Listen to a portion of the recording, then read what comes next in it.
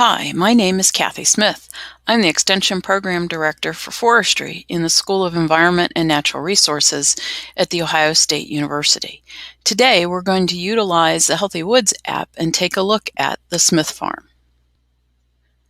The farm contains approximately 80 acres of woodlands, and in the early 2000s, when we were assessing for emerald ash borer, realized that at least one large section of the property was 60% ash, making management decisions a little more difficult. As you can see from the photo, here in the bottomland area adjacent to the creek, almost every large-sized tree is ash, or was ash at this point in time, but it was an overwhelming thought process when you stood here and looked at all of the ash trees that emerald ash borer could impact. Utilizing the HealthyWoods app, we took a look at the property to see what the health condition was of the woodland. From here on out, we're going to address some of those questions, and you can see the answers we gave, and then we'll talk about the output.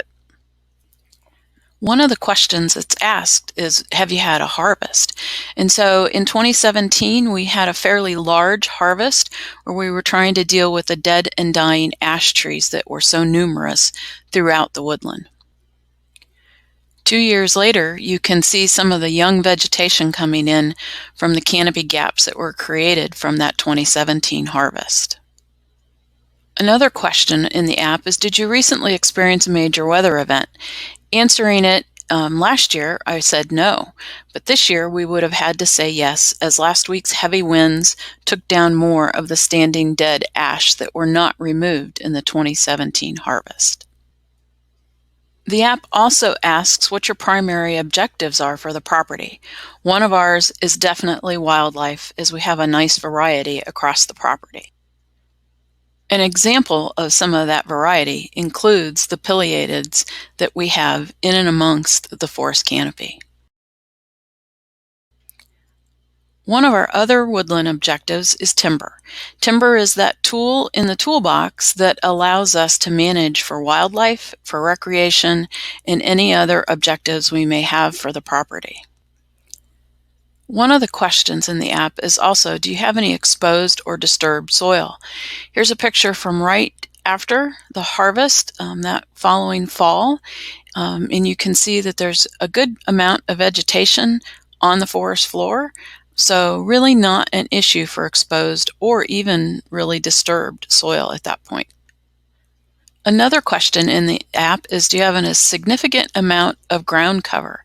My answer for that would be in places. Kind of depends on, it's thicker in some spots and thinner in others, but there's definitely a variety, including invasive species.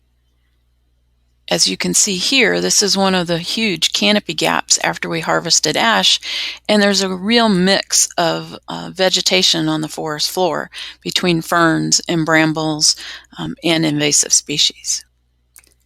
Unfortunately, garlic mustard is probably a dominant forest floor species at this point and seems hard to keep up with, so it's definitely one of those areas that we need to work on. Another ground cover I have in some sections of the woods is poison ivy. It's a carpet of poison ivy in some spots.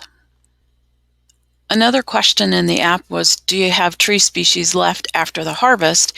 And then you're asked to provide info on what's there. So elm is definitely one of ours. We have both red and white elm, or American elm. We also have a couple of species of maple between red and sugar, depending on where you are, closer to the creek, up on higher ground, but both of them are there in fairly large quantities. Scattered throughout the woods are a few red oak and quite a few American beech. Those will have to be watched to make certain that we don't end up seeing beech leaf disease on them, because they do make up in some sections a fairly high proportion of the trees on the site. The app also asks about seedling sapling layers. What do you see coming up in that understory on the forest floor? We have seedlings of cherry, ash, of course, maple, elm, and beech, with a few others scattered in. So we do have quite a variety, at least at this point in time. So inputting all of that info, plus a few other questions that were asked and answered, our woods got a yellow rating from the app, and you might question why. So the yellow rating really is just because some of the things we listed suggest that there may be a current problem or a potential one in the future. And if it's a potential one or even a current one, you may think about looking at getting some professional help to try to deal with those issues before they get out of control. So the HealthyWoods app rated us yellow, which is sort of where I figured the farm would fall, knowing that we have so many dead and dying ash trees in the woods and our invasive species issues that we have. All of it needs to be dealt with.